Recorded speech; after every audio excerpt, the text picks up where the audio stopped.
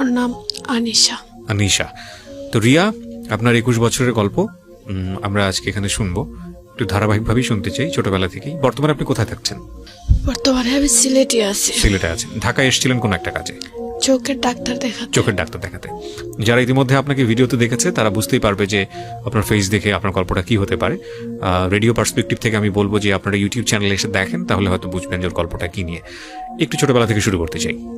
আমি খুব ছোট ছিলাম যখন আমরা দুই ভাই এক বোন ছিলাম। তো আমাদের সংসার মোটামুটি যেমন আমার বাপ কাজ করতে খেতাম, এরকমই কোনো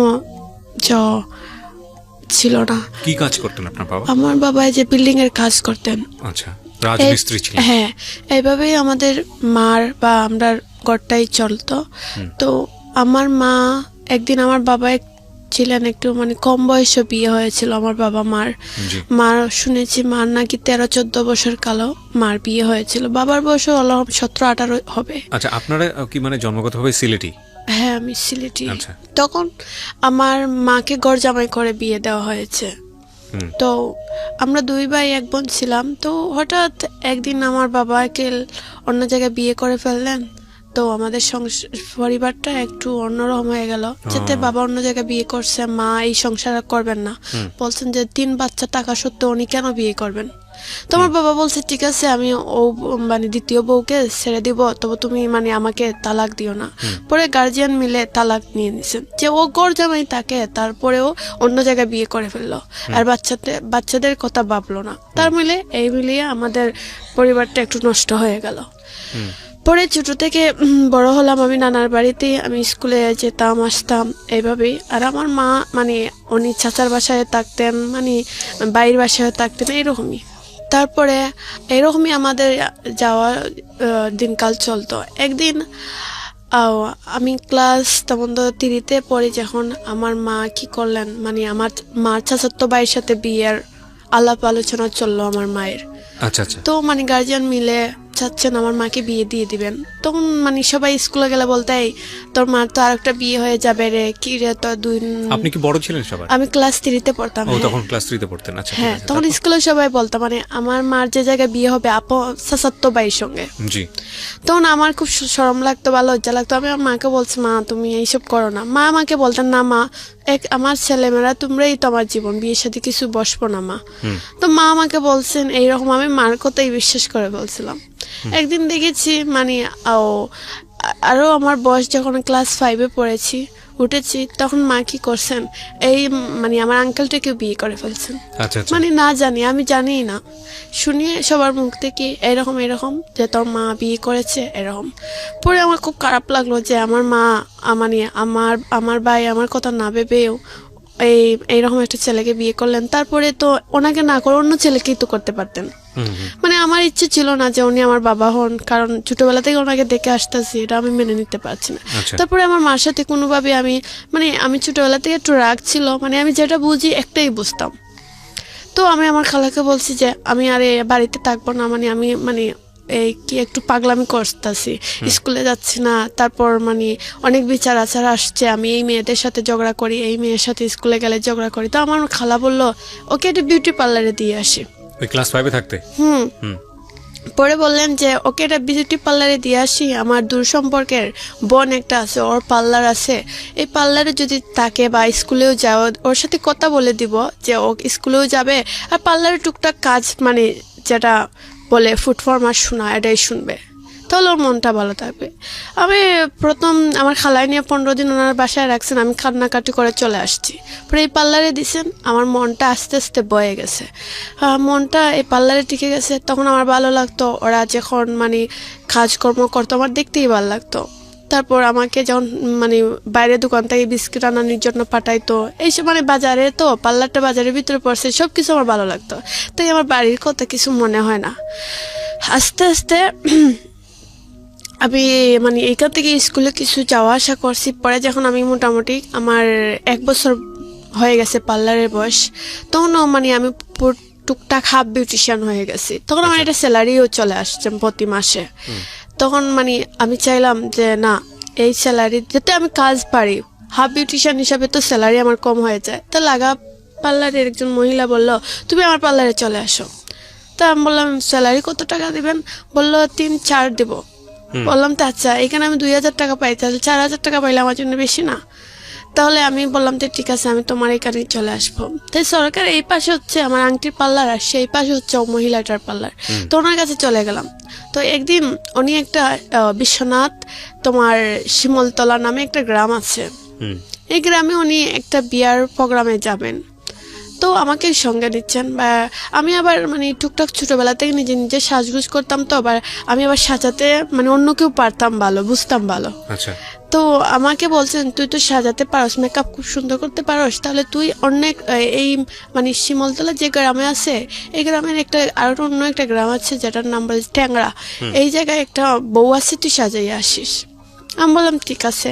তখন এত কিছু বুঝতাম না, মানে বয়স মনে হয় 13 বছরের মতন হবে, এত কিছু বুঝতাম না, কিন্তু আমার মনে হলো তো আমার সব কিছু ভালো লাগতো। তো আমাকে এনে সাজা দিয়েছেন। তারপর মনে হয়েছে আমার সাজটা যে কন্যার পক্ষ মানে কন্যায় পছন্দ করেনি, মানে বলছে আমার এই মেকআপটা চয়েস হয়নি। তখন আমাকে তারপরেও কোনোভাবে ওরা ওদেরটা ম্যানেজ করে বলছে, পরে আমাকে বলছে তাহলে তুমি চলে যাও। তাহলে আমার ম্যাডাম যেখানে ছিলেন সেখানে আসছি। 2টা ছেলে পাঠিয়ে দিয়েছিলেন আমার ম্যাডাম আমাকে রাস্তা থেকে রাতকে নিয়ে আসার জন্য। আমি তো বাসার সামনে গিয়ে গাড়িটা খাড়া করেনি, একটু দূরে খাড়া করছে। তাহলে আমার ম্যাডাম বলছেন, একটা দুলু আর মামুন নামে একটা ছেলে ছিল, যে যাও তুমি গিয়ে আমার একটা বিউটিশিয়ান মেয়ে এখানে দাঁড়িয়ে আছে, এদেরকে ওকে নিয়ে আসো। ও 2টাই গেল, গিয়ে যে মানে আমাকে বললো, আপনি আসেন, এই বাড়িতেই আপনার ম্যাডামে কাজ করতেছে। পরে আমি হেঁটে হেঁটে গেলাম, গিয়ে ম্যাডাম বললো শেষ হয়ে গেছে। আমি বললাম হ্যাঁ। এখানে যে দুলু নামে একটা ছেলে আমাকে বারবার ফলো করতেছে। এই ছেলেটার সাথে আপনার ম্যাডামের কি সম্পর্ক ছিল? এটা হচ্ছে যে ম্যাডামের ভাইয়ের মানে যেটাকে বলে শালির বিয়া।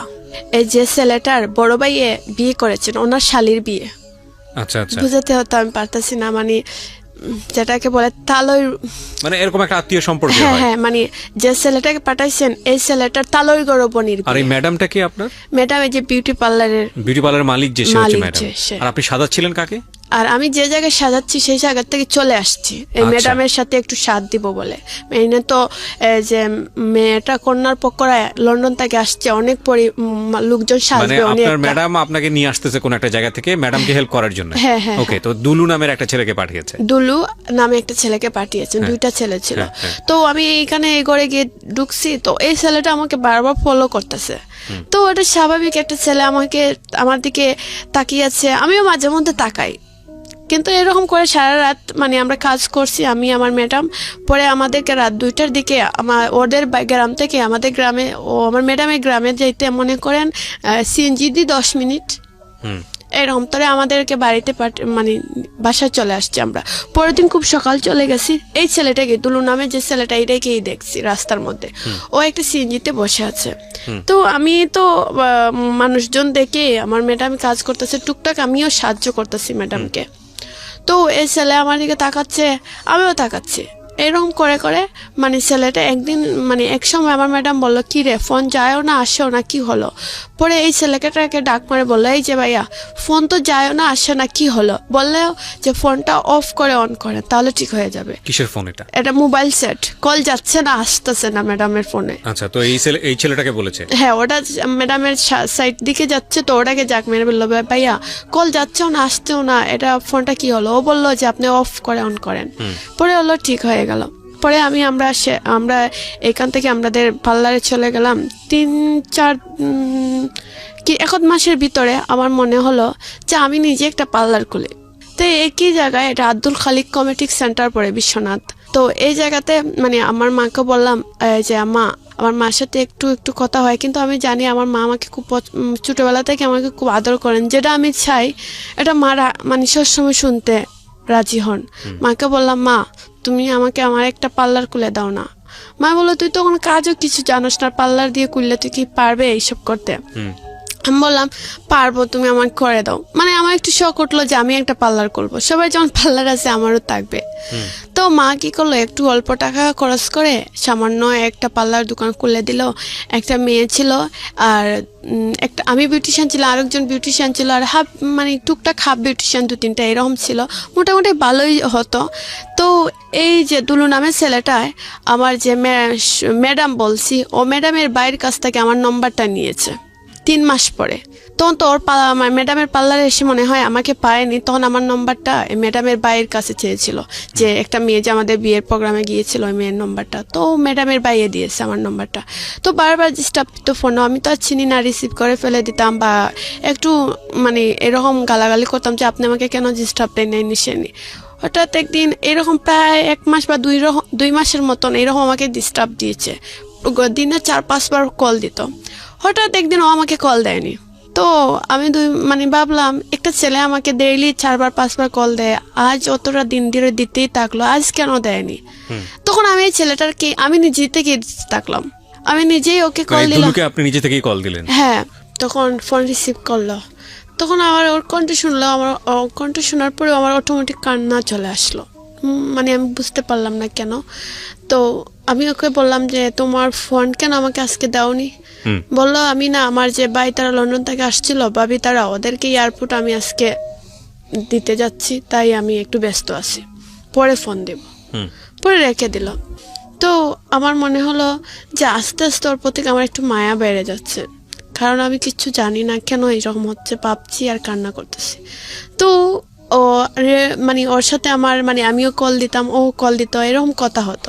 বয়সের ডিফারেন্স কত ছিল? মানে আপনি তো তখন ক্লাস 5-এ পড়া বয়স, ধরে নিলাম আপনার বয়স 10-11 বা সর্বোচ্চ 12। আমার যখন পার্লারের জো ছিল তখন আমি 13 বছরের। 13 বছর বয়স। ওর বয়স কত ছিল? 18-17 এরকম ছিল। আচ্ছা, মানে মোটামুটি বোঝার বয়স, সেদিক থেকে আপনি একেবারে অল্প বয়সী। জি, তারপর? ও আমাকে বলল আমি তোমাকে পরে কল দিচ্ছি, আর আমার মানে কিছু কান্না আসছে এই কারণে, মানে আমার মার কথা বা আমার পরিবারটা যে নষ্ট হয়ে গেল। মাঝে মধ্যে আমার মার জন্য খুব কান্না হয়, যখন আমি কষ্ট পাই ওকে কল দিই। এরকম করে করে আমার সম্পর্কটা ওর সাথে একটু গভীর হয়ে গেল। মানে আপনার মা কি আপনার সঙ্গে থাকতো না তখন? না, তখন মানে যখন আপনি থাকতেন কোথায়? আপনার বাবার সঙ্গে? আমার বাবার সাথেও না, আমার বাবাকে যে জায়গায় বিয়ে করেছেন সেই জায়গায় ঘর জামাই।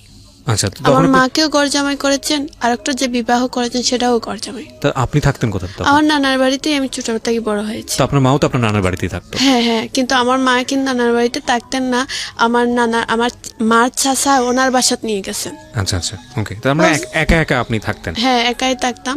তারপর আমার দুই ভাই বোনরা কোথায় থাকতো? আমার ভাই একটা ছিল, একটা মানে আমার বাবা যে দ্বিতীয় বিয়ে করেছেন ওনার কাছে নিয়ে গেছিলেন ভাই 2টা, আমি তো আর যাইনি। মানে আপনার সঙ্গে আপনার ভাই বোনও থাকতো না সেই অর্থে? হ্যাঁ, ভাইজনকে 2জনকে নিয়ে নিছেন। একটাকে শুনছি যেটা 4 বছরের না 5 বছরের, যে ওকে পালক দেওয়া হয়েছিল, ওকে আজ পর্যন্ত খুঁজে পাওয়া হয়নি। ওর নাম রুবেল ছিল। আচ্ছা আচ্ছা। তারপর একটা ভাই হারিয়ে গেছে, তারপর এক ভাই এক বোন ছিলাম আমরা। ওর বয়স রাসেল, ওর নাম ছিল আমার ভাই যেটা আমার ছোট। আচ্ছা, তো আমরা 2 ভাই বোন ছিলাম। তো একদিন আমার ভাইকে আমার খালা বলল যে ও এখানে থেকে কি করবে, ওকে কাজ করে, আমার বাড়িতে নেই, আমার ছেলের সাথে একটু কাজকর্ম করবে না, চলবে না, না হলে খাবে কি? কাকে বলেছে এটা? আমার ভাইকে। আচ্ছা। তখন আমাকে তো আর মানে কাজকর্মের কথা বলা লাগতো না, কারণ আমি যেতে নানার বাড়ি থাকতাম, আমার খালা তারা আছে, ওদের সাথে সাথ দিলাম, যে কোনো কাজে ওরা এমনিতে আদর করে। আমার প্রশ্নটা বেসিক্যালি ছিল যে আপনার থাকার অবস্থাটা কি? তো আমি বুঝতে পারলাম যে আপনি আসলে একাই থাকতেন। ঠিক আছে, তো দুলুর সঙ্গে আপনি ওই সময়টাতে কথা বলতেন, যোগাযোগ করতেন। তারপর? হ্যাঁ, তখন এই যে আমার মা একটা পার্লার খুলে দিয়েছিল, এই পার্লারে যাওয়া আসা করতাম, আর মেয়েরাও ছিল, মানে আমার ভালোই লাগতো। তো এত অল্প বয়সে একজন আপনার কাছে আসতো লোকজন সাজতে? মানে আমার কাছে না আসলেও ঘরে তো অনেক মানে বিউটিশিয়ান ছিল পার্লারে, যে একজন বয়স্ক মহিলা ছিলেন, হয়তো আমাকে মালিশ হিসাবে না মানলেও অনেকে করতো। আর কেউ এসে তো আমাকে খুঁজতো না, যাকে কাজ করতো, যে কাজ করতো তারাই চিনতো। আচ্ছা আচ্ছা, ওকে। তারপর মানে এইরকম করে। পার্লারের নাম কি ছিল? পার্লারের নাম ছিল Dulhan Sumi beauty parlour. Dulhan Sumi beauty parlour. সুমিটাকে? আমার নাম সুমি আক্তার রিয়া। ও আচ্ছা আচ্ছা, দুলহান সুমি বিউটি পার্লার। আচ্ছা, সিলেটে এটা? সিলেট বিশ্বনাথ আব্দুল খালিক কমিউনিটি সেন্টার ছিল। ওকে, তারপর? তারপর এরকম করে এই যে আমি যে আমাকে পছন্দ করতো ওর দুলু। সাথে এক ধরনের দুলু, ওর সাথে এক ধরনের আমার সম্পর্ক মোটামুটি ভালোই তৈরি হয়ে গেছে। ও আমার দোকানে আসতো বা ওর সাথে রেস্টুরেন্টেও গিয়ে খেতে যেতাম, বা কিন্তু ও বেকার ছিল, আমার সব টাকাই যেত। ওর সাথে যে ফোনেই কথা বলতাম আমার টাকা দিয়ে, হুম রেস্টুরেন্টে খাইলেও আমার টাকা। তখন আমি বুঝতাম যে ও তো কোনো কাজকর্ম করে না, টাকা পাবে কোথায়, এটা আমি বুঝতে পারতাম। তারপর এরকম করে প্রায় দিন চলে গেছে। তারপরে একদিন আমার পার্লারটাও দেখা যাচ্ছে বাসা মানে দোকান ভাড়াটা আমি ঠিক মতন দিতে পারতাছি না, কারণ এই যে আমি ওর তলে টাকা খরচ করি, তারপর দোকানের মেয়েরা বা সবাই আমাকে মানে 1 টাকা হলে 2 টাকা বুঝ দিয়ে বসে থাকে।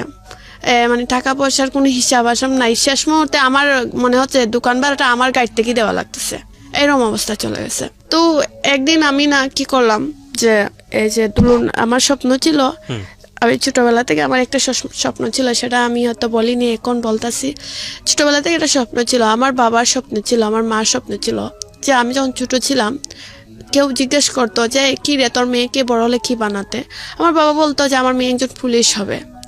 তারপর আমার আস্তে আস্তে যখন আমি বড় হতে থাকলাম, তখন আমার স্বপ্ন ছিল যে আমি একজন বাংলাদেশের অভিনেত্রী হব, আমি অভিনয় করবো, এটা আমার স্বপ্ন ছিল। আস্তে আস্তে যখন আমার একটু মোটামুটি বয়স হয়ে যায়, 14-15 দিকে চলে যায়, তখন আমি এই যে সিলেটে টুকটাক কিছু ম্যাগাজিনে কাজ করতে থাকলাম।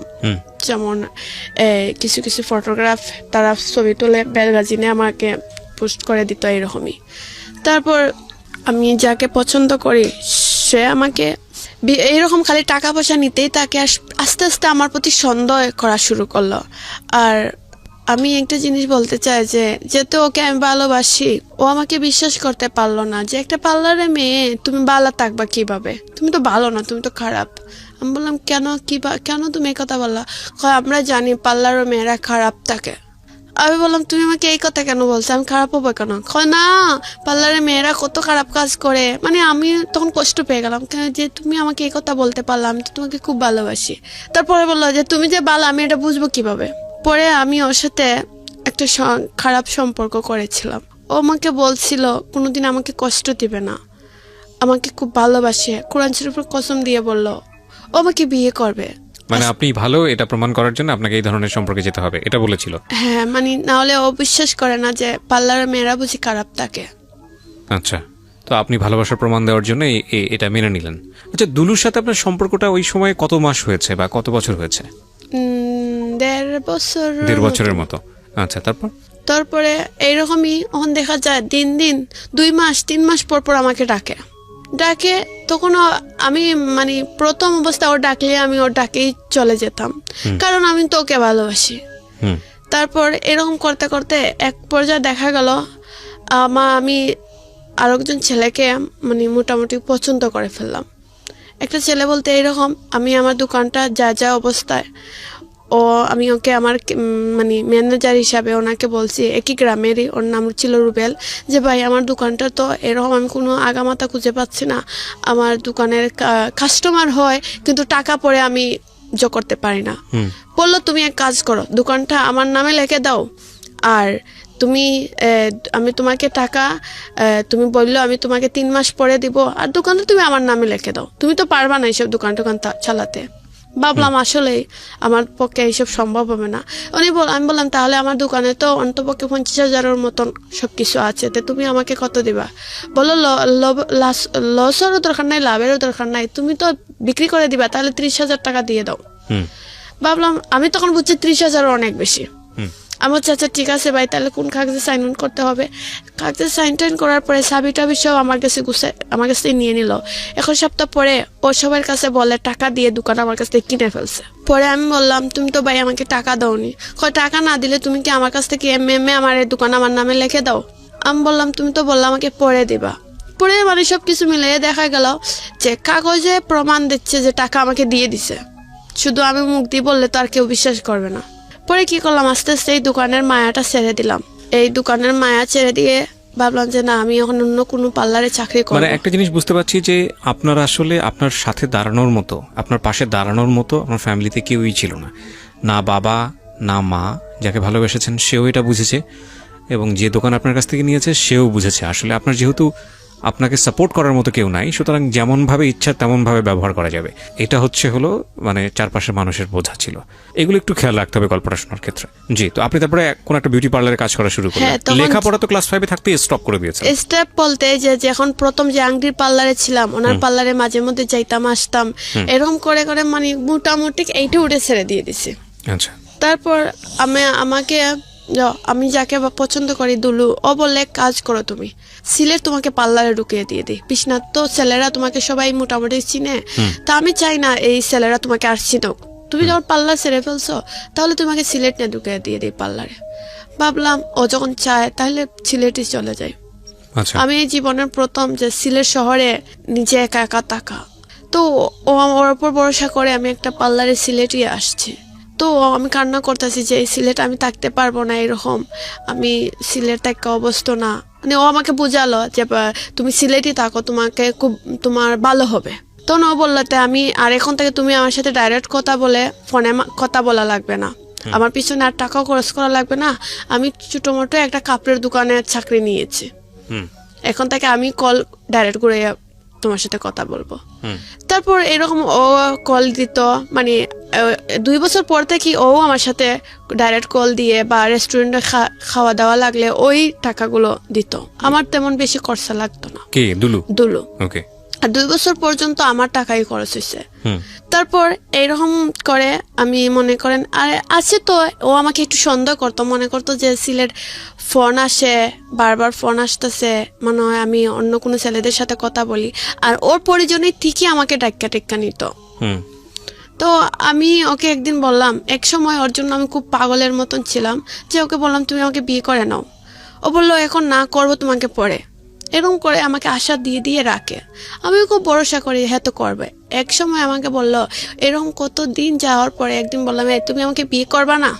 বললো করবো, তাহলে এক কাজ করো। আমাকে একটা শাড়ি দিয়েছিল, লাল শাড়ি। আমি বলছি বলছে তোমাকে কোর্ট ম্যারেজ করে ফেলবো আর খাবিনটা তোমার কাছে থাকবে। তখন আমাকে খাবিন টাবিন এইসব কি, অত কিছু বুঝি না। আমি ভাবছি আচ্ছা খাবিন আরটা এইসব আমি বুঝতেছি না, তুমি আমাকে বিয়ে করে নাও। বলো ঠিক আছে, তোমার আমাকে একটা শাড়ি দিয়েছিল, মানে যেরকম মানুষ একজন বিয়ে করলে যা যা প্রয়োজন হয়, কিছু কসমেটিক দিয়েছিল, এরকম দিয়ে বললো আমি তোমাকে কোর্ট ম্যারেজ উকিলের মাধ্যমে করব। আমাকে শাড়িটারে দিয়ে স্বপ্ন দেখিয়ে পরে বলে কি আরো কিছুদিন পরে বিয়ে করি।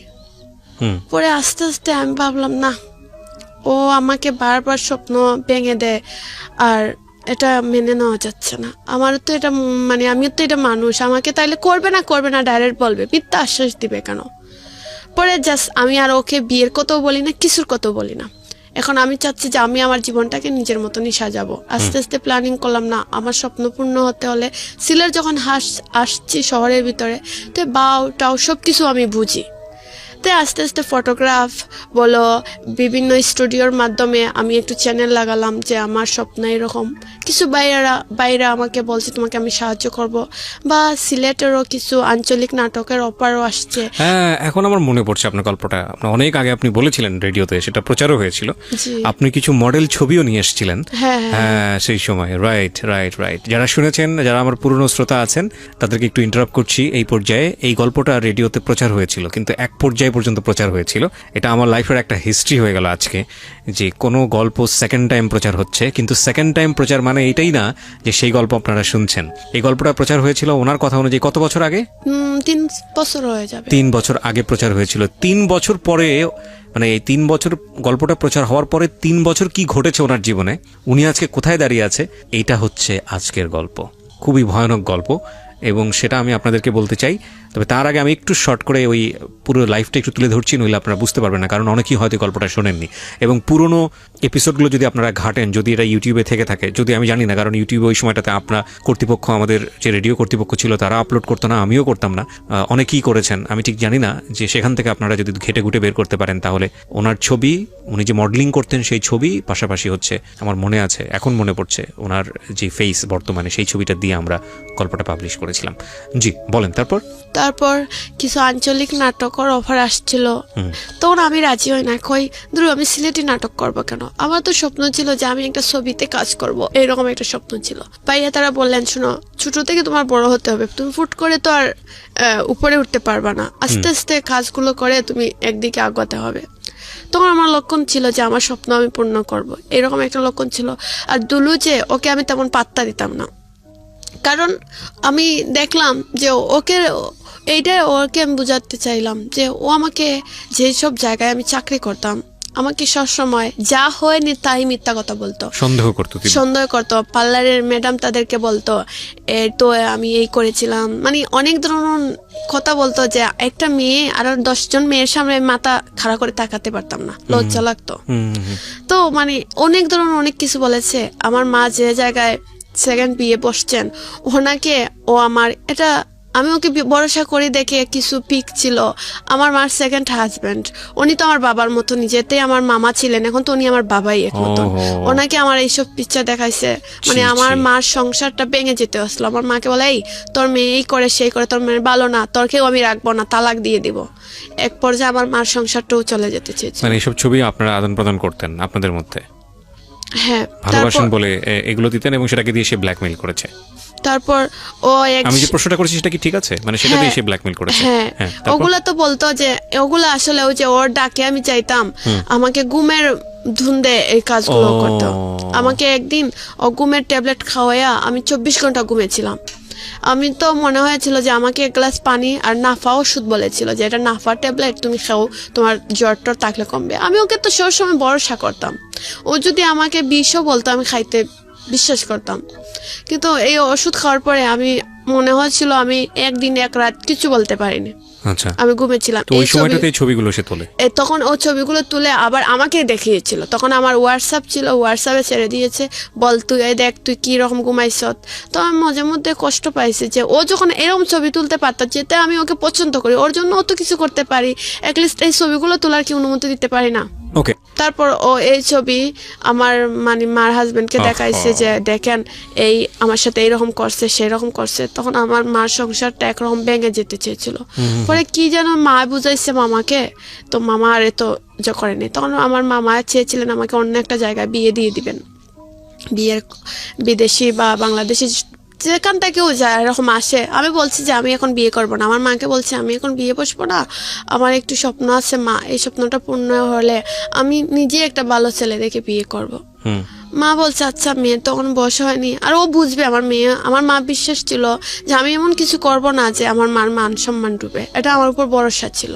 আর আমিও বুঝতাম যে কিছু মোটামুটি, এত অবুঝ ছিলাম না। তখন আমি চেয়েছি যে এরকম কিছু ফটোগ্রাফ তারা আছে, এদের কিছু কাজ করতাম, ওরা ম্যাগাজিনে দিত, কিছু টাকা পয়সা ওরা দিত, কিন্তু আমি বেশি টাকা নিতাম না যেতে, কারণ আমার টাকার দরকার ছিল না।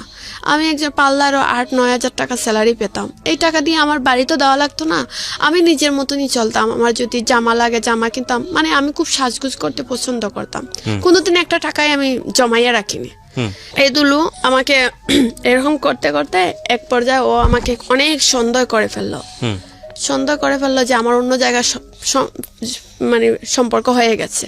তো টুক একখানো হয়েছে এইসব আমি আসলে যেতখানা যদি মানে একটা ছেলের সাথে আমি সম্পর্ক করে 2-1 মাস পরে আর কথা বলার ইচ্ছে জাগে না, তারপরে আমার দুলুর কথা মনে হয়ে যায়। মানে এর মধ্যে আপনি চেষ্টাও করেছেন অন্য ছেলের কাছে ডাইভার্ট করার জন্য নিজেকে? হ্যাঁ করেছি, কারণ আমি ওকে বলতে পারতাছি না, কারণ আমি চেয়েছি ওর কথা মনে হলে আমি অন্যকে ফোন দেই বা ফেসবুক চালাইতাম। ওকে ভুলে থাকতে চেয়েছেন কিন্তু পারেননি না, বা ফেসবুক চালাইতাম, একটু তো ফ্রেন্ড থাকতেই পারতো, ওদের সাথে কথা বলে চাইছিলাম যে ভুলে যাওয়ার, কিন্তু ভুলতে পারিনি।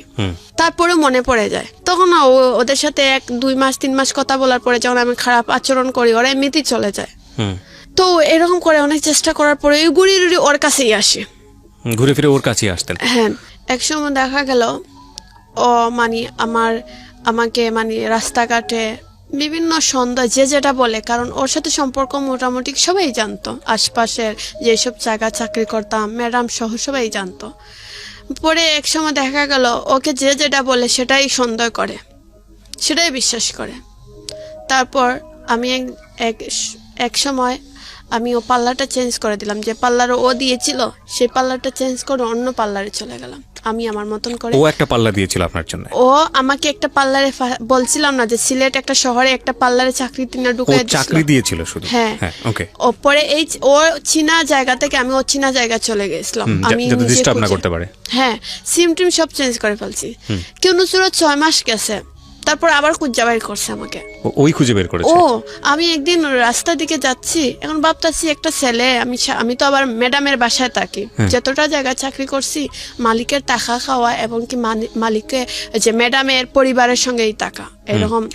এখন পর্যন্ত যতটুকু বুঝেছি গল্প, তাতে আমার মানে এটা সবাই বুঝবে বা সবাই বলবে, সেটা হলো যে আপনারা দুজনই দুজনকে খুব ভালো চাইতেন, কিন্তু দুজনই আবার দুজনের কাছ থেকে দূরে থাকতে চাইতেন, দুজনই আবার দুজনের কাছে চলে আসতেন। এক ধরনের ক্রেজি লাভ ছিল, মানে ছোট বয়সে যেটা হয়, ঝগড়াঝাটি হলে দূরে সরে যেতে চাইতেন, ওকে ভুলে থাকতে চাইতেন, কিন্তু ভুলতে পারতেন না। এটা দুই পক্ষ থেকেই হতো, মানে আপনিও ওকে খুঁজে বের করতেন, এও আপনাকে খুঁজে বের করতো। তারপর ও আমাকে একদিন আমি মানে যার ম্যাডামের বাসায় থাকতাম, ওনার হিসাবে ছিল যে আমি সব মেয়েদের আগে গিয়ে পার্লার খোলা লাগবে, কারণ ওরা আসবে 10টার সময়, আমি 8:30টার সময় গিয়ে পার্লার খুলতে হবে।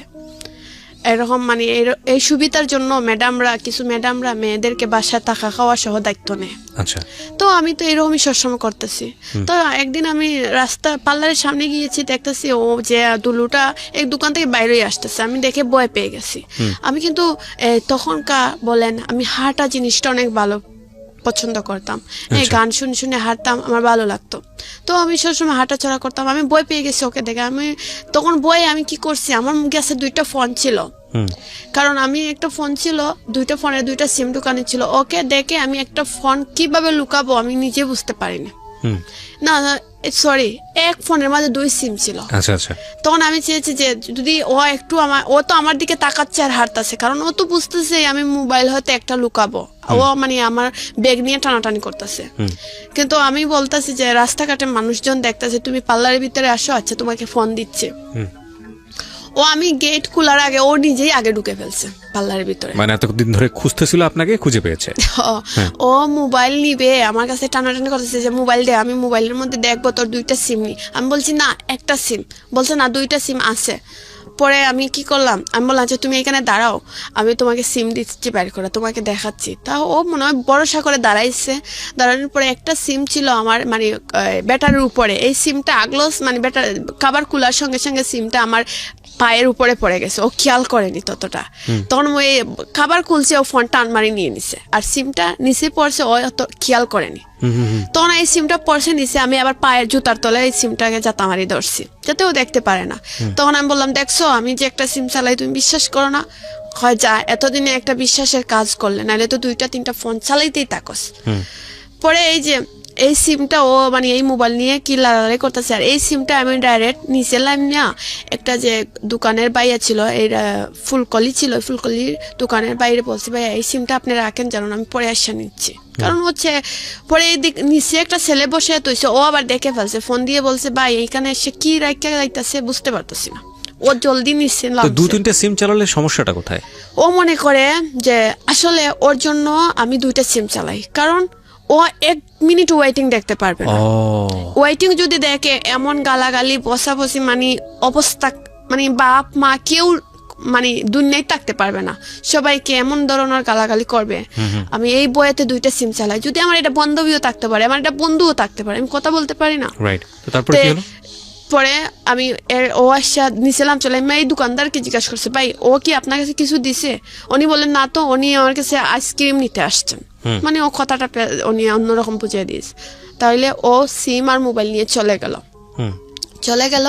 পরে এরকম প্রায় করে মোবাইল নিয়ে নে, আবার আমি গিয়া বিছনাটাকে আনা লাগে প্রায় সময়। ইমুতে ও তোমার ইমু না, তখন তো হোয়াটসঅ্যাপ ছিল, ভাইবার ছিল, এগুলোর মধ্যে ওর আর আমার প্রোফাইল পিক দিয়ে রাখবে, এমন প্রোফাইল পিক দিয়ে রাখবে মানে মানুষজন এমনিতে খারাপ বুঝবে। তো এইসব করে অনেক ঝামেলা করে। তো আমি আস্তে আস্তে বোঝা গেল যে আমি আমার বাড়িতে গিয়েছিলাম, গিয়ে একটা দূর সম্পর্কে মামাও লাগে বা দূর সম্পর্কে মামা, তো ওনার সাথে একটু কথা বলার চেষ্টা করলাম যে এরকম আমি এখন কি করব মামা, আমি তো এটা বড় সমস্যার মধ্যে পড়ে গেছি। ওনার সাথে সব শেয়ার করলাম যে আমাকে ও এরকম করে সেরকম করে, ওর কথা অনুযায়ী যদি আমি আজকে বলবে এই তুই আজকে আস আমার কাছে, আমি দেখা করব, আমি যদি যাই না তাহলে আমার সাথে অনেক খারাপ আচরণ করে, তো আমার বাধ্যতামূলক যাইতেই হয়। আমি কি করব? উনি বললেন এক কাজ কর, এই ছেলের নম্বর ডিলিট করে ফোন টোন ডিলিট করে তুই পার্লারে যাস না, বাড়িতেই থেকে যা। আচ্ছা। কিন্তু আমার অভ্যাস হয়ে গেছে পার্লার থেকে, আমি তো আর বাড়িতে থাকতে পারতেছি না। এখন আমি বলতেছি না মামা, আমার তো একটা মাসে একটা খরচ লাগে। তারপরে আমি উন্মুক্তত ভর্তি হয়েছি, তেমন তোমার আবার তোমার কোচিংও করি, এগুলার টাকাও দিতে হয়, সব কিছু মিলে আমার খরচ আছে, আমি ওনাকে বললাম। তারপরে এই যে আমার ম্যাগাজিনের জন্য প্রায় সময় অনেক কিছু জায়গায় যেতে হয় কাজ করার জন্য, ওনাকে বুঝিয়ে বললাম যে মামাতে এক কাজ করে আমি আরেকটা পার্লার চেঞ্জ করে আর সিম চালাবো না, এটা বন্ধ করে দিই। উনি বললেন দেখো কি করো। তারপর ও আমাকে অনেক এইখানে কিন্তু অনেক বুঝতে পারতেছেন, অনেক ঝামেলা হয়েছে, মানে মারামারি ওসাওসি। কারণ ও মানে ওর কাছে আমি যাই একটু শান্তি ফিল করার জন্য, কারণ আমি ওরে এতটুকু জানি না। আমার মনে হয় যে মানুষ যখন কষ্ট পায়, দুঃখ পায়, মার কাছে গেলে যেরকম একটা মানুষ শান্তি ফিল করে, আমি ওরকম মনে করতাম ওর কাছে গেলে। কিন্তু ও কি করে আমাকে মারামারি দরাদরি করে, শুধু আমার এসব ভাল লাগে না। ওর কাছে যাই যদি আমি একটু শান্তি অনুভব করার জন্য, ও যদি আমাকে মারে ধরে সন্দেহ করে, তাহলে কি আর হয়? তখন আমি আস্তে আস্তে ওকে ভুলে যাওয়ার চেষ্টা করি, আর ওকে আমি ফোনও দিতে চাই না, কিছু করতে চাই না। এরকম অবস্থায় ও আমাকে ফোন দিতে চাইলে আমি তেমন পাত্তা দিই না, আমি ব্যস্ত দেখাই, খুব বিজি আছি রাখো বা এরকম কিছু দেখাই। তো একদিন বৈশাখীর দিন আমি পার্লারতেই সাজগুজ করে আমি একটু শিশু পার্কে গিয়েছিলাম। আমি কিন্তু আবার পার্কও যেতে খুব পছন্দ করতাম, কিন্তু যে পার্কে ও আমাকে শিখাইছে সেই পার্কেই যেতাম। ও আমাকে সবসময় শিশু পার্কেই নিয়ে যেত। তো তখন তো ওর সাথে ঝগড়া ছিল, আমি চেয়েছি যে আমি নিজেই সাজগুজ করে শিশু পার্কে যাই, মানে ও আসবে বলে না, আমি আমার নিজের মতন চেয়েছি একা একা ঘুরবো। তখন ওর সাথে আমার বেশি কথা হতো না। ও দেখতাম আমি যেসব মেয়েদের সাথে কথাবার্তা বলতাম, ওদের সাথে ও সম্পর্ক করতো, কথা বলতো। তখন আমার মনে একটু খারাপ লাগতো যে ওর সাথে ওকে আমি ভালোবাসি আর ও অন্য মেয়েদের সাথে কথা বলে, এটা আমার নিজেরই খারাপ লাগতো। তখন আমি নিজে ওকে ভুলে যেতে চাচ্ছিও, কারণ আমি ওটা দেখতেছি ও আমার স্বপ্ন পূর্ণ হতে দিবে না, বলছে এইসব কাজ করতে পারবা না, বলছে তুমি এইসব কাজ করলে তুমি জানো পরিচালকরা এই করে সেই করে সেই করে, মানে ফটোগ্রাফার হতে পারবা না, অভিনয় করতে পারবা না, বলছে ফটোগ্রাফার তো না, সরি, মানে মডেলিং করতে পারবা না, হ্যাঁ, এবং হচ্ছে আমি যে আমার স্বপ্ন অভিনয় করবো এটাও পারবো না। ও বলছে যে এইসব করলে ছেলেরা এই করে সেই করে, তুমি কি এটা পারবা করতে? আমি কই আমার স্বপ্ন পূরণের জন্য আমি সব পারবো। কিন্তু ও আমাকে যেরকম প্রশ্ন করছে আমি উত্তর দিয়েছি এরকম, কিন্তু ও আসলে মাইন্ডে নিয়ে নিছে। তো ও বলতো বুঝতে পেরেছি। তো ও আমাকে মানে প্রায় সময় আমার মুখের মধ্যে নৌকের স্পট ফেলে দিত, খামসি মেরে, মানে যাতে করে আপনার চেহারায় একটা স্পট তৈরি হয়, এবং স্পট তৈরি হলে যাতে আপনি অভিনয় করতে না পারেন। প্রায় সময় গালের মধ্যে খামসি দিয়ে আমার গালটা মানে খুব বিড়ালের ঠ্যাঙ্গের মতন আশ্রা আশ্রা হয়ে যেত। তো আমি এইসব ভাবনা হয়তো ও মানে ডং ডাং, আমি আসলে এরও সিরিয়াস ভাবে ভাবিনি যে ও আসলে কি চাচ্ছে, এটা আমি বুঝতেই পারিনি। ও আমাকে বললো যে সুমি এক কাজ করো তুমি। আমি বললাম হ্যাঁ বলো। বলে যে তুমি আমার কথা মতো চলবা। আমি বললাম তোমার কথা মতো তো চলতে চলতে চলতে চলতে আজ বয়স আমার হয়ে যাচ্ছে 15 গিয়ে 16, আর কি শুনবো? বললো না, এখন সিরিয়াসলি কথা হয়েছে যে তুমি যদি আমার কথা শুনো আমার মতন চলতে হবে, কি যে আমি যেটা বলবো সেটা ওয়েটিং থাকতে পারবো না, ফোনে কথা বলতে পারবা না, আমি যখন ডাকবো তুমি দৌড় মারে চলে আসবা, এইরকমই। আমি তো চলেও যাই, চলে আসি। ও আমাকে ডিল করছে প্রতি মাসে 3 মাস পর পর ওর সঙ্গে আমি গিয়ে থাকবো। এটা কি সম্ভব বলেন? প্রতি মাসে 3 মাস পর পর ওর সঙ্গে গিয়ে আমি কিভাবে থাকবো? আমি তো চাকরি করি না, পড়ছে না, এরকম থাকতেই হবে।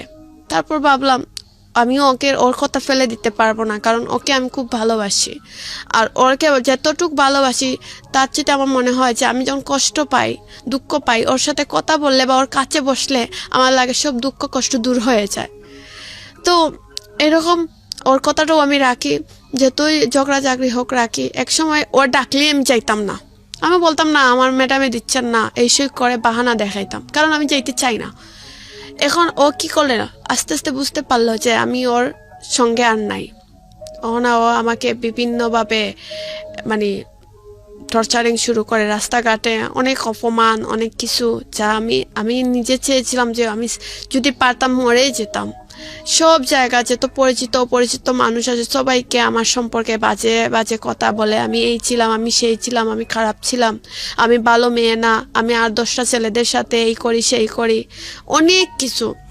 এইসব শুনতে শুনতে শুনতে শুনতে লাস্টে ভাবলাম যে আমি আমার জীবনটাকে ওর কাছ থেকে দূরে যত সরাইবো ততই আমার জন্য ভালো। সবাই যার কাছে বলি সবাই বলে এই ছেলে তোকে ভালোবাসে না, ও তোকে ইউজ করতেছে। ভালোবাসে এমন হয় তো আমি সবাই বুঝাইলেও আমি সবার কথা ফেলে দিয়ে ওর কাছে চলে যেতাম, ওর কথাতেই চলে যেতাম। মানে আমার মনে হতো ওই আমাকে ভালোবাসেন, হয়তো একটু শাসন করে, এইটাই।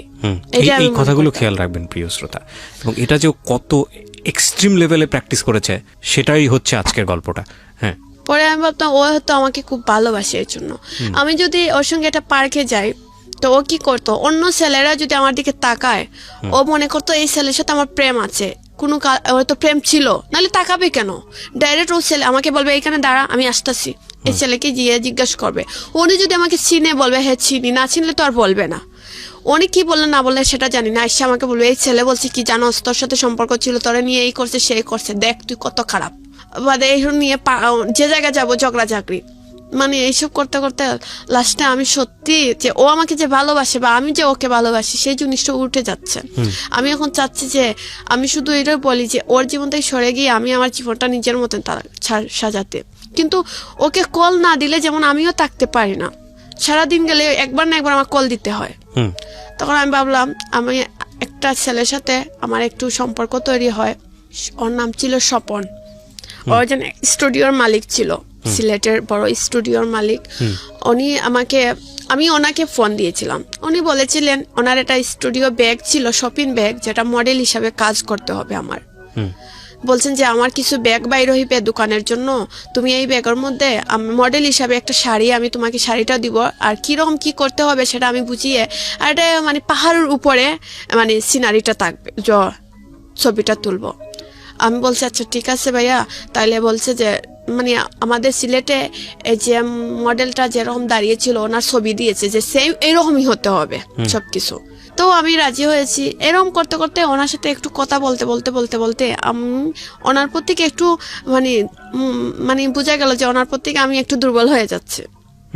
মানে উনি প্রায় সময় কল দিতেন রাতকে, যে তুমি কি করো, কেমন আছো, খাওয়া দাওয়া করছো, এরকমই।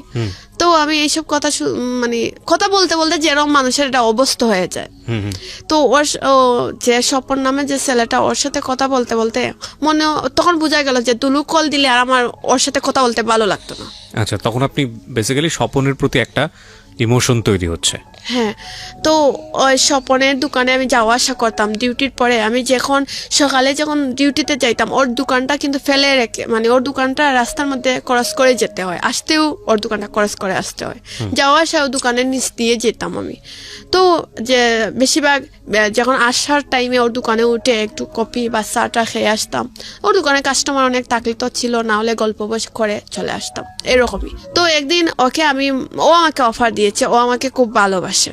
তা আমি তো খুশি, কারণ ছেলে যে আমাকে ভালোবাসে।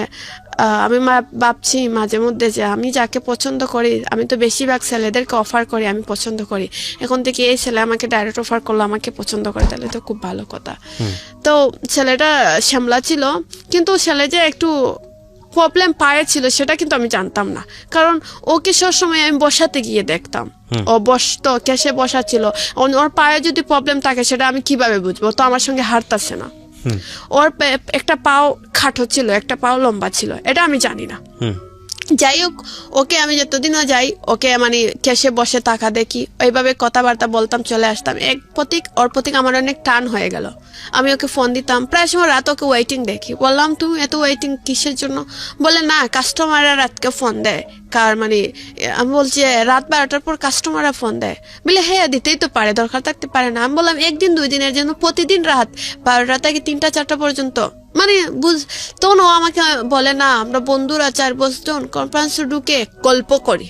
আমিও বিশ্বাস করছি হতে পারে। এরকম করে করে ওর সাথে হয়তো 1 বছরের মতন হয়ে গেল, কিন্তু ও যে ইন্দু এটা আমি জানতাম না, ওর যে পাওয়ার সমস্যা সেটাও আমি জানতাম না, কারণ ওকে নিয়ে কোনোদিন আমি কোথাও ঘুরতেও যাইনি, জাস্ট খালি এই দোকানেই দেখা হতো। তারপরে এরকম করে সম্পর্কটা একটু জড়িয়ে থাকলো। পরে এই যে দুলুকে আমি পাত্তা দিতাম না, এই যে ও আমাকে ফোন দিত, আমি বেশি গুরুত্ব দিতাম না, ফোনে সময় দিতাম না, কথা বলতে চাইতো, আমি সময় দিতাম না। এরকম করে একদিন আমাকে এই দিন দুলু, আমি যে পাল্লায় চাকরি করি, আমাকে বললো তুমি কোথায় চাকরি করো? আমি বললাম কেন, শাহজালাল ওকে বলিনি। বলছি কেন? বললো না, তোমার জন্য কিছু আমাদের বাগান থেকে আম, লেসু আর বুবি এগুলা নিয়ে আসছিলাম, তুমি যদি খাও তাহলে দিব। আমি বললাম তো এক কাজ করো, তুমি এই যে ব্রিজ আছে যে তোমার সিলেটের একটা তোমার সুরমা নদী ব্রিজ আছে, এই ব্রিজের এইখানে তুমি থাকো, আমি তোমাকে 3 ব্রিজের নিচ থেকে এসে নিব না। বললো তো ঠিক আছে। ও আমাকে এখানে ব্যাগ দিয়ে হয়তো আমাকে ফলো করছে আমি কোথায় যাচ্ছি।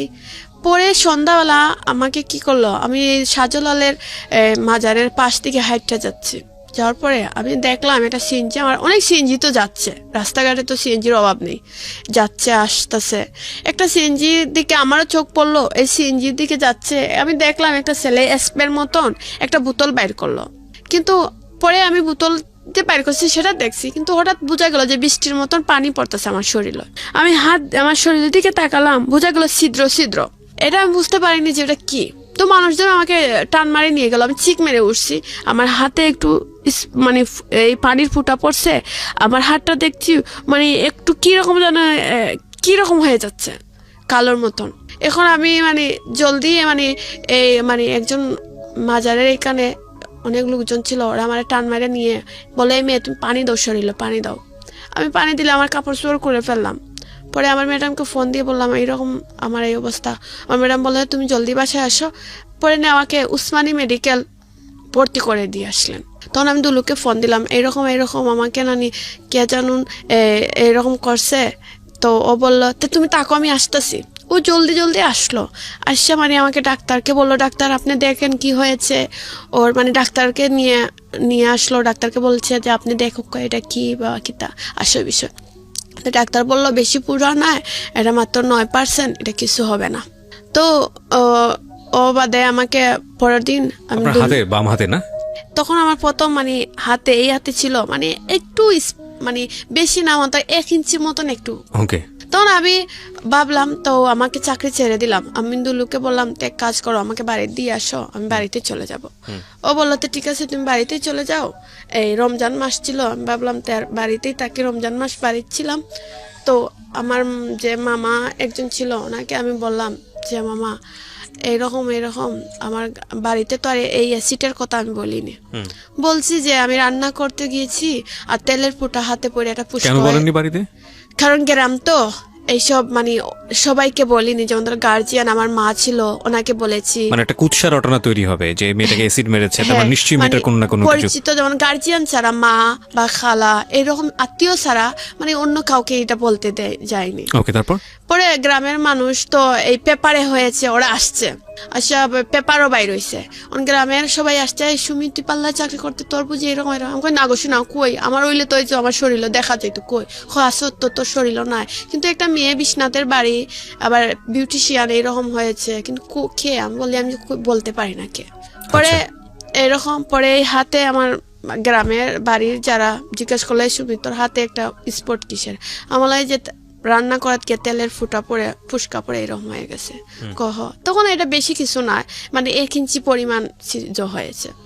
পরে আমি 1 মাস ছিলাম এখানে, 1 মাস থাকা সত্ত্বে আমার বাড়িরই একটা শাহিন নামে একটা ছেলের সাথে সম্পর্ক হয়ে যায়। ও আমাকে ফোন দিত, খুব দেখাশোনা করতো, রমজানে ছিলাম যে আমাকে খুব মানে বলতো নামাজ পড়ো, রোজা রাখো, এরকম করো।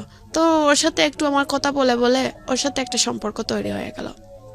ও আমাকে বলছে তোমাকেও আমি ছোটবেলাতেই খুব ভালোবাসি, কিন্তু তোকে তো বলি না কারণ তুই খুব চঞ্চল, কোনো কথাই বুঝোস না, এর জন্য তোকে আমি বলতে চাই না, কারণ তোকে বলবো তুই আবার সবার কাছে বলে দিবে। এখন তো বোঝা গেল তুই বললেও কারোর কাছে বলবে না, এখন তোর বুদ্ধি হয়েছে। তখন আমার বয়স 16 এরকমই হয়ে গেছে। তো দুলু পরে আমাকে ফোন দেয়, এরকমই দিত, আমি ধরতাম না, কারণ বললেই বলতাম যে আমি ব্যস্ত আছি, বা আমি গ্রামে এত কথা বললে আমার মামা তারা বা নানা তারা কি বলবে, আমি এত কথা বলতে পারবো না, কারণ এই গ্রামে সব মেয়েরা মোবাইল চালায় না, আমি চালাই, এটা তো সব অবশ্যই খারাপ জিনিস না। তো ও আমার তেমন কথা বলতো না।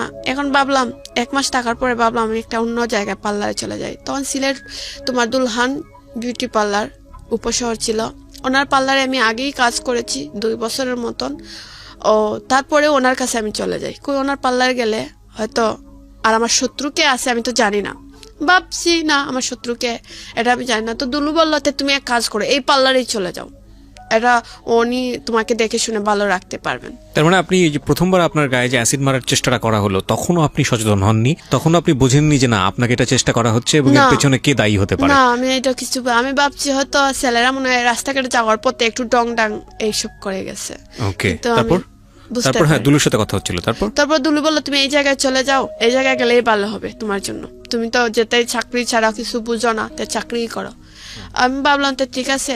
তখন দুলু দেখা গেল আমি তো এই জায়গা যাওয়ার পরে একটু শরীর টরিলও আমার বেড়ে গেল, আমি একটু নিজের যত্ন নিতে পারতাম, মানে মোটা হয়ে গেছলে, মোটা মানুষের যদি বডি হয়ে যায় তখন তো স্বাভাবিক একটা মানুষ চেঞ্জ হয়ে যায়। তখন ও আমাকে দেখার পরে দিন দিন বোঝা যাচ্ছে যে ও খুব আগ্রহী আমার প্রতি, মানে ও আমাকে বলতেছে সুমি এখন কিন্তু সত্যি তোমাকে বিয়ে করব। আমি মনে করি তুমি তো সবসময় বলো আর করো না, মিথ্যা আশ্বাস দাও, কয় না এখন তোমাকে সত্যি বিয়ে করব, এখন তুমি আমার বউর মতনই হয়েছ। আমি বললাম আচ্ছা তুমি আমাকে বিয়ে করবা যখন তারা করে ফেলো।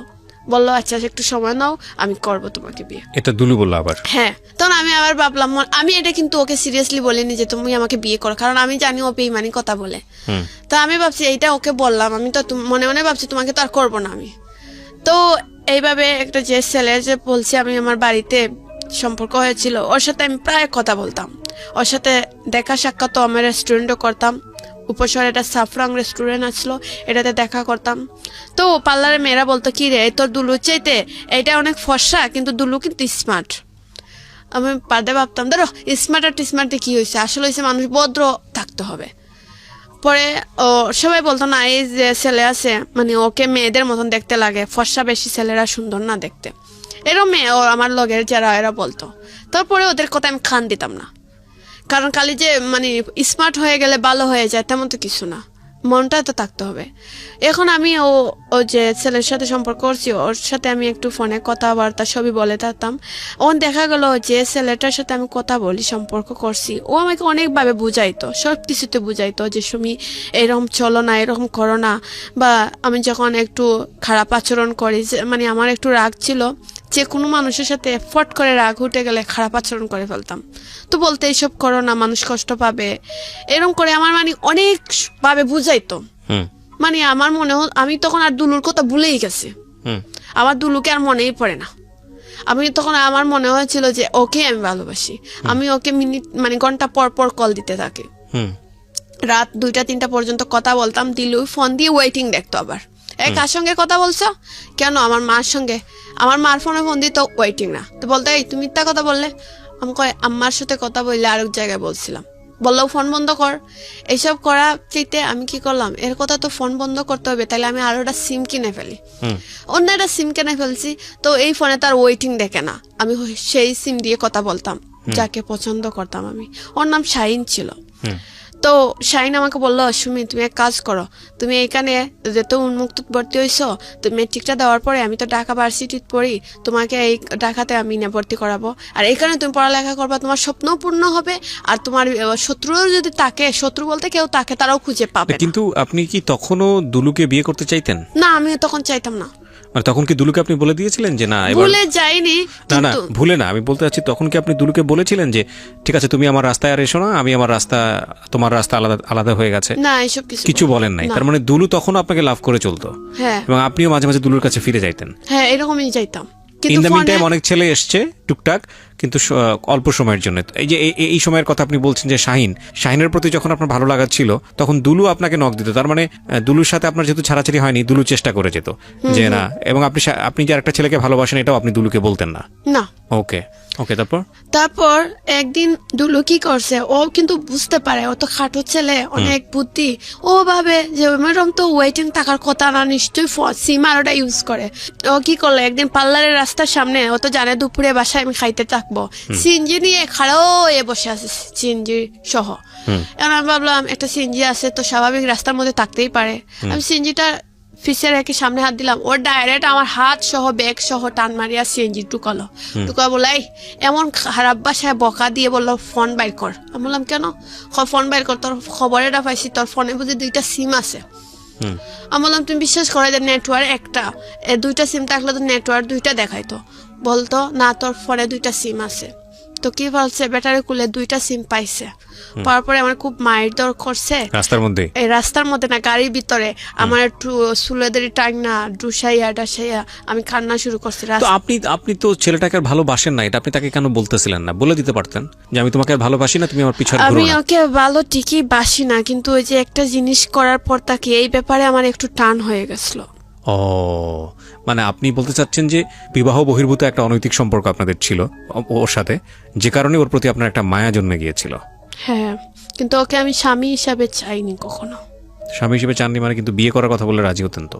বিয়ে প্রথম যখন প্রথম গ্রামের মেয়ে ছিলাম, এত ছোট ছিলাম, তখন যে আমি ওকে বলতাম তুমি আমাকে বিয়ে করো, ও তো আমাকে পাত্তা দেয়নি। এখন আমি একটা সুন্দর স্মার্ট মেয়ে হয়ে গেছি, এখন আমাকে ও বিয়ের কথা বললে আমি কেন রাজি হব? এটা আপনার চিন্তা ভাবনা ছিল? হ্যাঁ। আচ্ছা, তারপর? ও সিএনজির মধ্যে আমাকে অনেক মারধর করলো, করার পরে আমাকে বলে এই লাম ফোন নিয়ে গেছে নিয়ে তখন আমি ওকে সিএনজিতে লামায় বলছে যা, অনেক খারাপ ভাষায় বকা দিয়ে বলছে যা চলে যা, তুই যে একটা খারাপ মেয়ে এটা আমি বুঝে বলছি বলে আমাকে লামাইয়ে দিয়ে আর ও ফোনটা নিয়ে চলে গেছে। আবার এদিন রাত কি করলাম, ম্যাডামের ফোন থেকে ওকে ফোন দিলাম, দিয়ে বললাম তুই আমার ফোনটা দিবা না?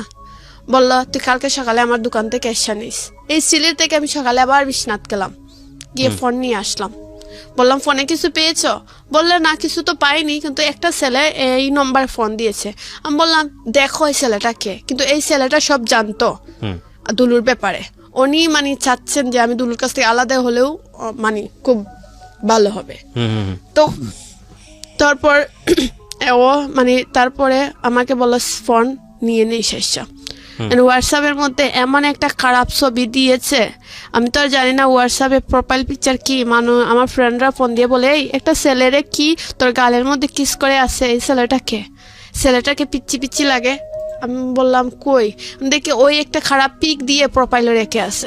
আমি ডিলিট দিয়ে অন্য পিক দিলাম, দিয়ে তখন আমি ভাবলাম একটা ওই পার্লারের ম্যাডাম একজন আছে, উনি হচ্ছেন উপজাতি একটা মেয়ে। উনি বলছেন সুমি এক কাজ কর, তুই ঢাকায় চলে যা, আমার বোনও তাকে একটা পার্লারে, তোকে 12,000 টাকা স্যালারি দিবে আর এখানে টাকা খাওয়া হবে, কোনো সমস্যা নাই। আমি বলছি আপু আমি তো জীবনে কখনো ঢাকায় যাইনি, কিভাবে কি বুঝবো? বললো ওয়ারির জায়গাটার নাম, তুই এই জায়গায় থাকলে অনেক ভালো হবে আর তোর মানে সমস্যা হবে না।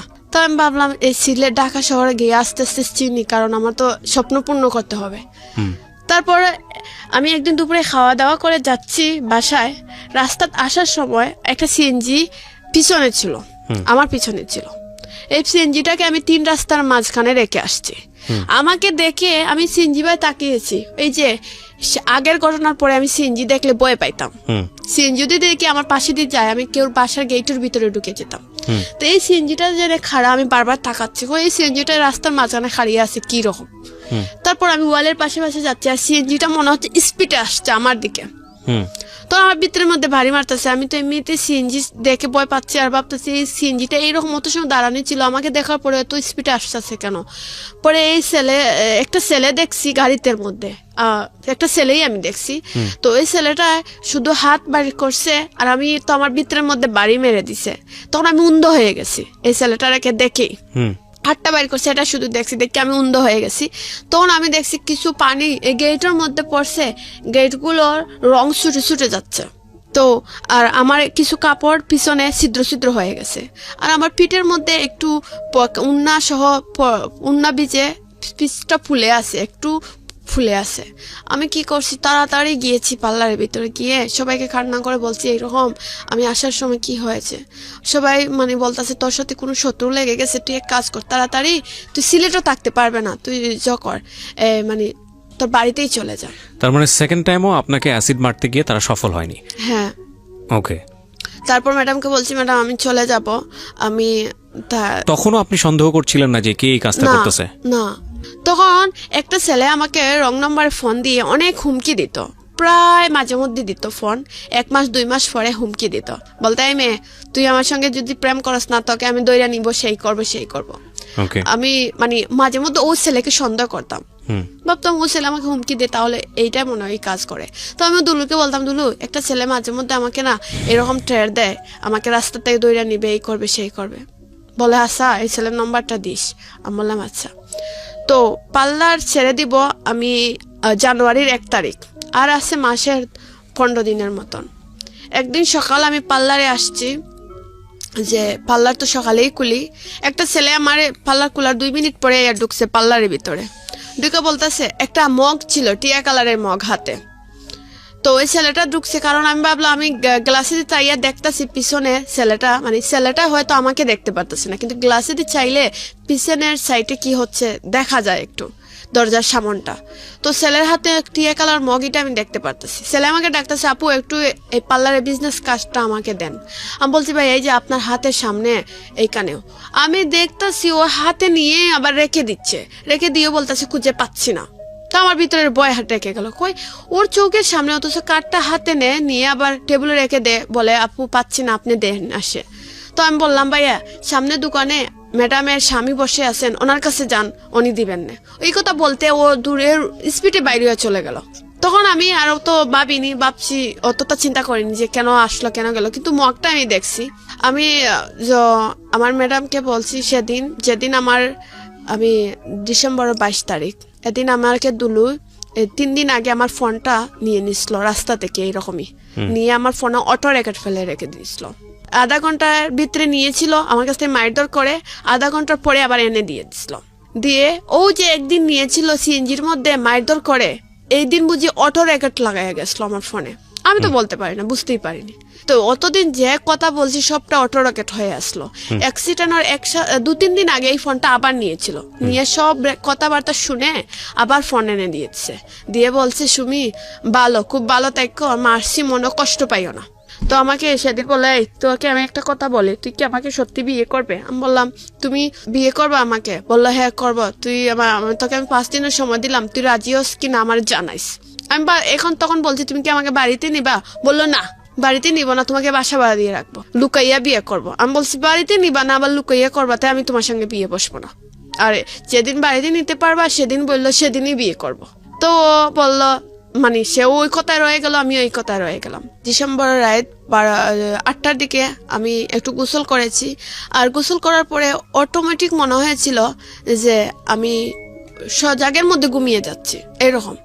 তো আমার কাছে এই স্বপ্নের মধ্যে এই মগটাই আমি দেখতে পারতেছি, যে টিয়া কালারের মগ দোকানের ভিতরে নিয়ে ঢুকছিল, এই টিয়া কালার মগটা আমি ফাল মারি উঠছি। উঠার পরে মানে আমি ভাবছি যে সবাই বোরকা টুরকা পরে ফেলছে, দোকান লাগাই যাইবে, তো আমিও লাগাইয়া দিছি বোরকা লাগাইয়া, আমিও বাইরে আছি। তো আমার একটা মেয়ে ছিল, ও আমাকে খুব পছন্দ করতো, ও বলতে সুমি আমার বাসায় আজকে থাকবে না।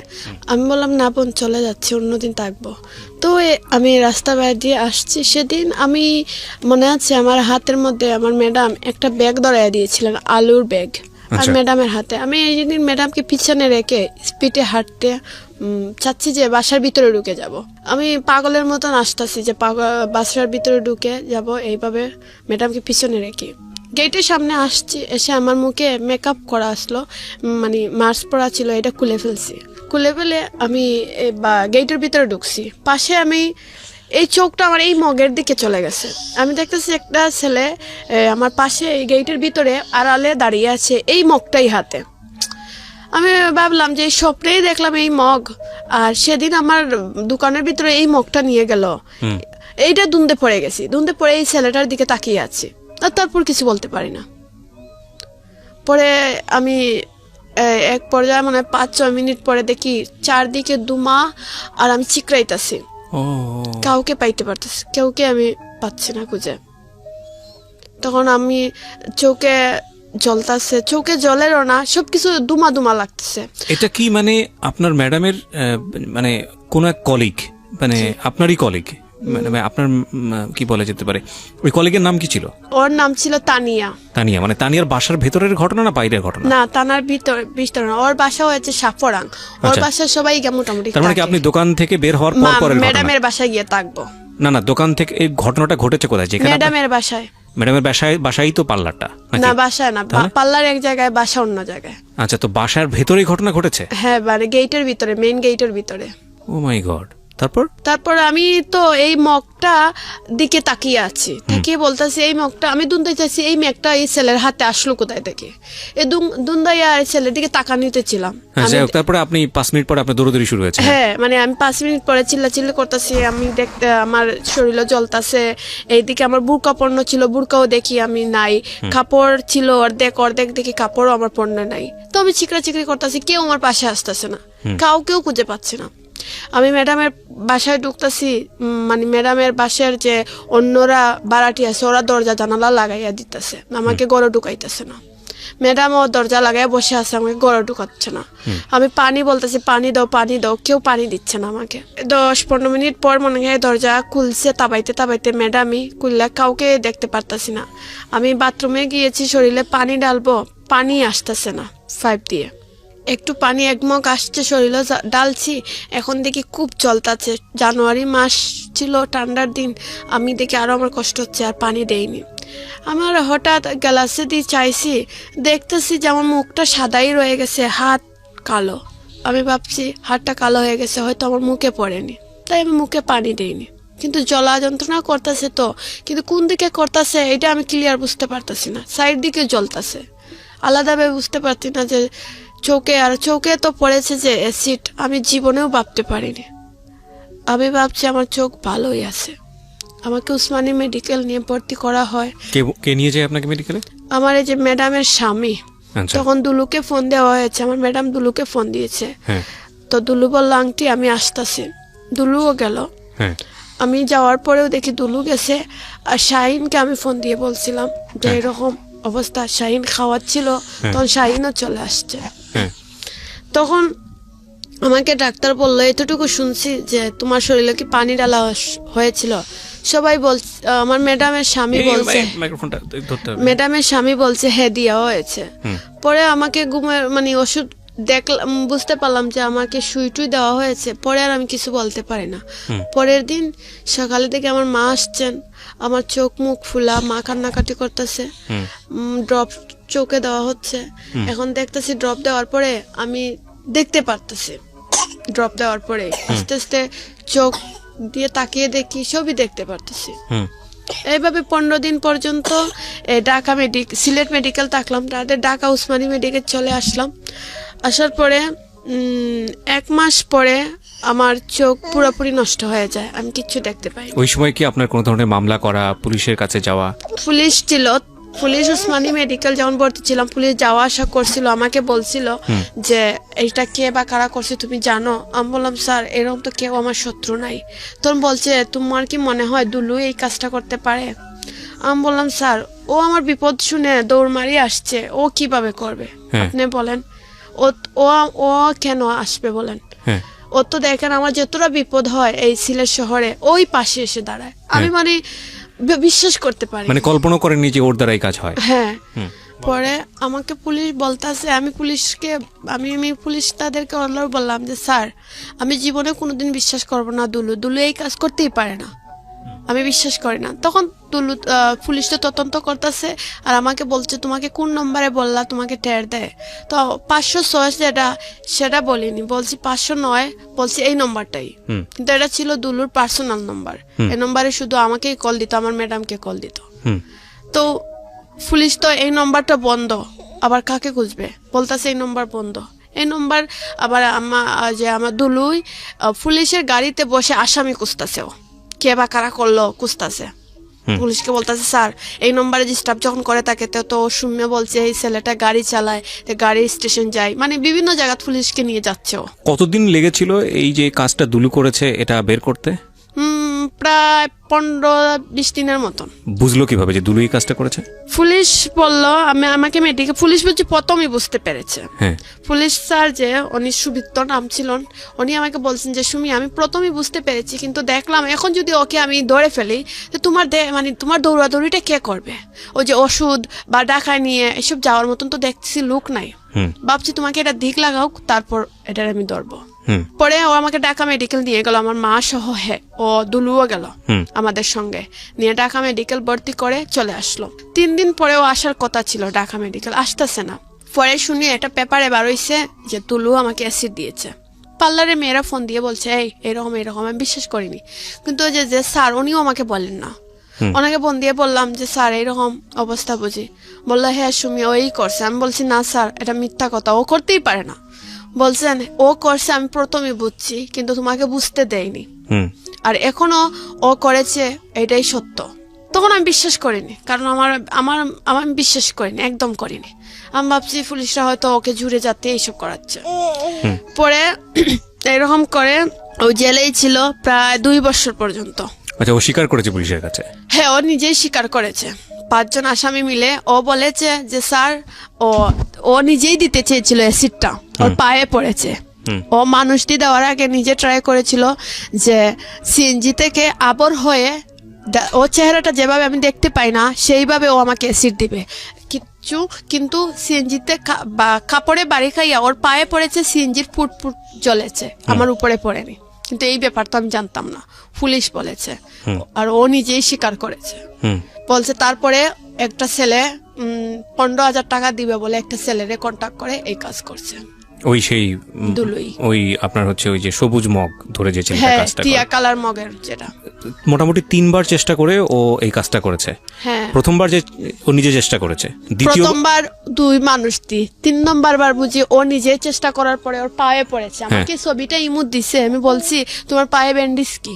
বলছে আমি মোটর বাইক অ্যাক্সিডেন্ট করেছিলাম। তো আমি এত গুরুত্ব নেইনি, কারণ আমি দেখতেও যাইনি, কারণ আমার যাওয়ার ইচ্ছুক নয়। এই আমার অ্যাক্সিডেন্টের 7 দিন আগে তখন শুনেছি পুলিশের কাছ থেকে ও নিজেই দিতে চেয়েছিল। তখন আমি ওর চেহারাটা দেখে ফেলবো দেখে ও আবর হয়ে গিয়ে চাইছিল শুধু হাত দিয়ে আইডিয়ার উপর দিবে। তখন এই মানে একটা খাফে বাড়িকে ওর পায়ে পড়ে যায় আর সিএনজির ফুট পুড়ে যায়। যে ছেলেটাকে ভাড়া করেছিল ওকে 15,000 টাকা দিয়েছিল, হ্যাঁ, ওই ছেলেটাকে দ্বিতীয়বার চেষ্টাটাও করে, মানে আপনার সেকেন্ড টাইম চেষ্টা হয় তখন আপনার কাপড় চোপড় পুড়ে যায়। ওই সেকেন্ড টাইমও কি ও চেষ্টা করেছে নাকি অন্য ছেলেকে দিয়ে করেছে? হ্যাঁ। আচ্ছা, তারপর পরে ওকে ধরে ফেললো পরে মোটামুটি 2 নম্বর আসামিকেও ধরে ফেললো পুলিশ।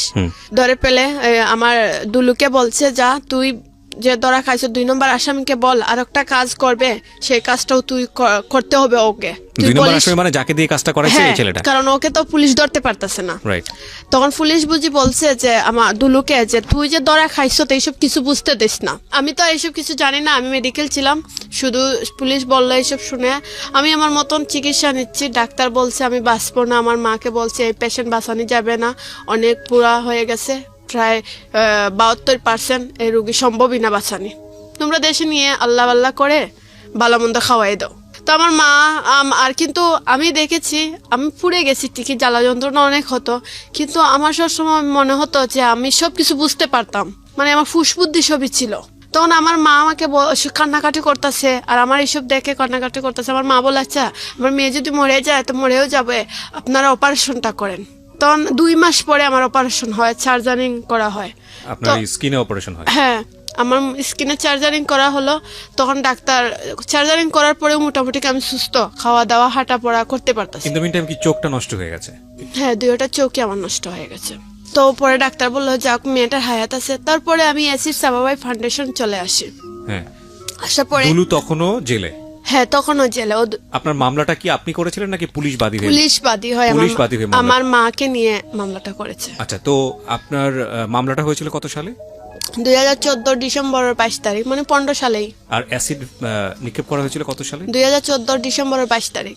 মামলা ওই 22 তারিখই হয়েছে? 22 তারিখ না, পুলিশ বলছে 15 মানে 5 তারিখ থেকে, 15 সালের 5 তারিখ থেকে মামলাটা হয়েছে। 15 সালের কত মাসের 5 তারিখ?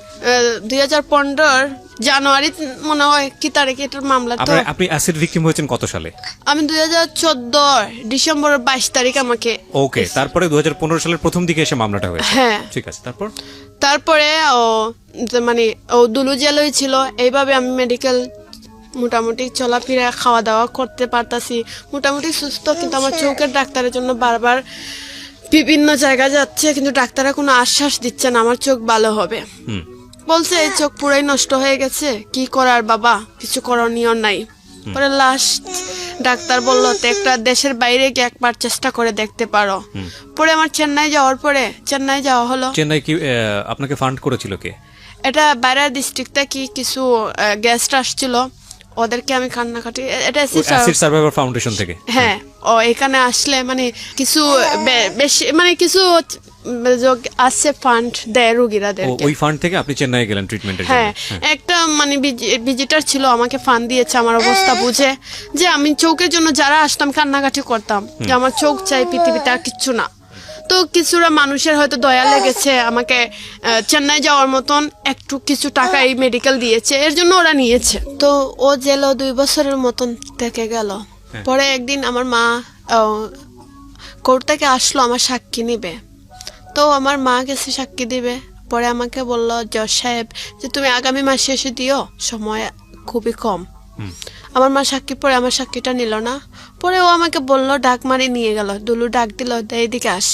কোর্টের ভিতরে? হ্যাঁ, কোর্টের মানে যখন ওকে নিয়ে যাচ্ছে কোর্ট থেকে যে আলাদা একটা জায়গার মধ্যে রাখে না, কোর্টে গেলে আমার পরে একটা রুমে না রাখে যে, এই রুমের মধ্যে ওকে নিয়ে যাচ্ছে। তো যে পুলিশরা ওরা নিয়ে যাচ্ছে ও আমাকে ডাকতেছে।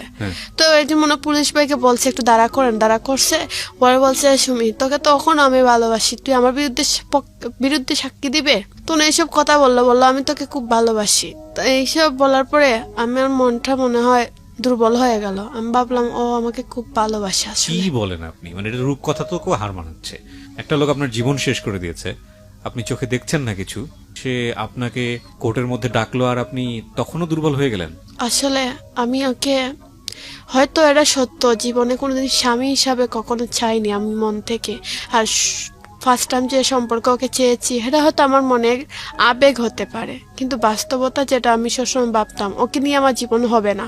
কারণ ও যেরকম আমি সেরকম না। ও যে মানুষের সামনে খারাপ আচরণ করে এই জন্য ওকে আমি চাইনি। কিন্তু ওকে আমি যে মানে ওকে যে কতটা ভালোবাসি সেটা হয়তো আমি কাউকে বুঝাতে পারতাম না, আর ও তো বুঝতো না। আপনি তো তখন চোখে দেখতেন না একদমই। তখন এই যে চেন্নাই অপারেশনের পরে ঝাপসা দেখতে পারতাম, কর্নিয়ার ট্রান্সফার করা হয়েছিল। আচ্ছা, তো তারপরে আপনি ও আপনাকে এটা বললো? হ্যাঁ, তখন বলল। কি বললেন? আমি কিছু বলিনি, চুপ করেছিলাম, কারণ আমার মা তারা সবাই ছিল না, ওর সাথে কথা বলতে দিচ্ছেন না। তখনও আমি দুলু দুলু করে পাগল হয়ে যাচ্ছি। মাকে কতবারে বলছি দুলুর কাছে নিয়ে যাও, কথা বলবো, মানে ওরা অসহ্য হয়ে যাচ্ছে, খালি দুলু দুলু। এটা কেমন কথা? যে ছেলে তোর জীবন নষ্ট করে দিল ও ছেলের গানই গাছ। এই মেডিকেলে আমি দুলু দুলু জপতাছি, কারণ আমি এটা মেনে নিতে। আপনি আমাকে আমার কাছে এসেছিলেন জীবনের গল্পটা বলার জন্য দুলুর সাথে মিট হওয়ার আগেই, কোর্টে মিট হওয়ার আগেই নাকি? তারা হ্যাঁ আগেই আসছিল। তার আগে এসে আপনি রেডিওতে গল্পটা বলে গেছেন। আমি যখন আগে রেডিওতে ছিলাম, তারপরে আপনার সাথে দুলুর সাথে কোর্টে দেখা সাক্ষাৎ হয়। তখন আপনি দুলুকে ভালোবেসে চলেছেন, মানে দুলুকে আপনার সামনে এসছে তো সবকিছু উলটপালট হয়ে গেছে। হ্যাঁ, ও আমাকে বলছে আমাকে ভালোবাসে, এখনো ভালোবাসে। ও এরকম চায়নি অ্যাসিড হোক, বলছে মানে আমি এরকম চাই না। আমি ভাবছি তোর একটু ক্ষতি হলে হয়তো তুই আর মানে তোর মানে জীবনে যে স্বপ্নগুলো আছে এগুলো দেখলে না, মানে তুই আর মডেলিং করবি না, তুই আর অভিনয় করবি না, তাহলে তুই অন্য ছেলের দিকে তাকালে না, এইসব। তখন আমি তারপরে একটু একটু আসলে কি আমি আমার জীবনে বাস্তবতা কি আমি বুঝিনি, এখন বুঝতে পেরেছি। সেটা তাহলে আরো পরে। তারপর আপনি কি করলেন কোর্টে?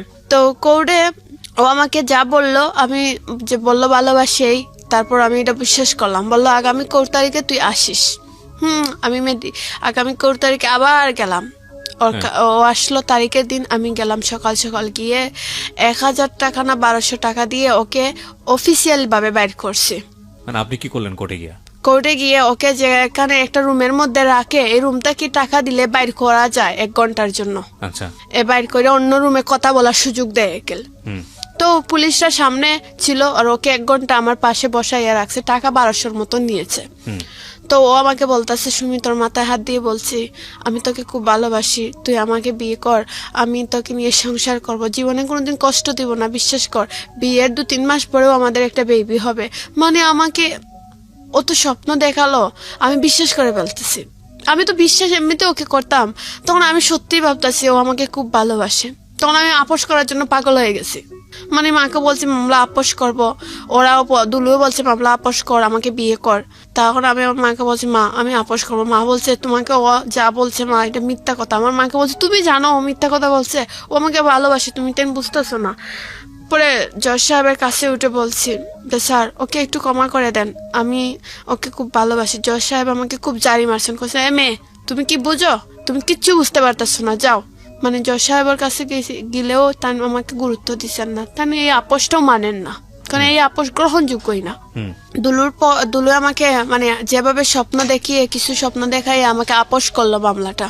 ওর মাও ছিলেন, ওর মা বলছে মা আমার ছেলে যদি বাইর হয় তোমাকে বিয়ে করে কিছুটা দিন তুমি বাসায় থাকবা, তারপর তোমাকে আমি বাড়িতে নিয়ে তুলবো। আমার শাশুড়ির কথাও আমি বিশ্বাস করেছি, ভাবছি তাহলে আপোষ হয়ে যাক। আর আমার জীবনটা তো এমনি নষ্ট হয়ে গেছে, আমার এটাই মনে যে আমি চোখে দেখতে পাই না, আর এখন আমি একটা ভালো ছেলেকে বিয়ে করে সংসারও করতে পারবো না। তাহলে ও যখন আমাকে ভালোবাসে তাহলে ওর সাথে আমার জীবনটা কাটিয়ে দিব। এই ভেবে আমি আপোষ করেছি। ও জেলতেই বাইর হইছে। বাড়ার পরে ও মানে আমাকে 10 লক্ষ টাকা খাবিন দিয়ে দাঁড়ান, বের হলো মানে কিভাবে বের হলো? জামিনে বাইর হইছে হাইকোর্ট জামিনে থেকে। বের হলো? হ্যাঁ জামিনে বের হওয়ার ক্ষেত্রে আপনি সহযোগিতা করেছেন? হ্যাঁ হ্যাঁ, আপোষ করেছিলাম।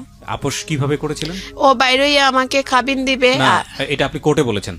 কোর্টে বলেছে, আপোষনামাত লেখা ছিল। ও আচ্ছা, এটা একদম এফিডেভিট হয়েছে। হ্যাঁ হ্যাঁ, তারপর? আপোষনামাত লেখা ছিল যে ও বাইর হইয়া আমার 10 লক্ষ কাবিন দিয়ে বিয়ে করবে, সারা জীবন আমাকে শারীরিক বা মানসিক সম্পর্ক রাখবে, এমনকি কোনোদিন দূর করে ফেলে দিতে পারবে না। এটাতে সাইন করেছে ও? হ্যাঁ, সাইন করে তারপরে জাজ ওকে হাইকোর্ট থেকে বেইলে বাইর হইছে।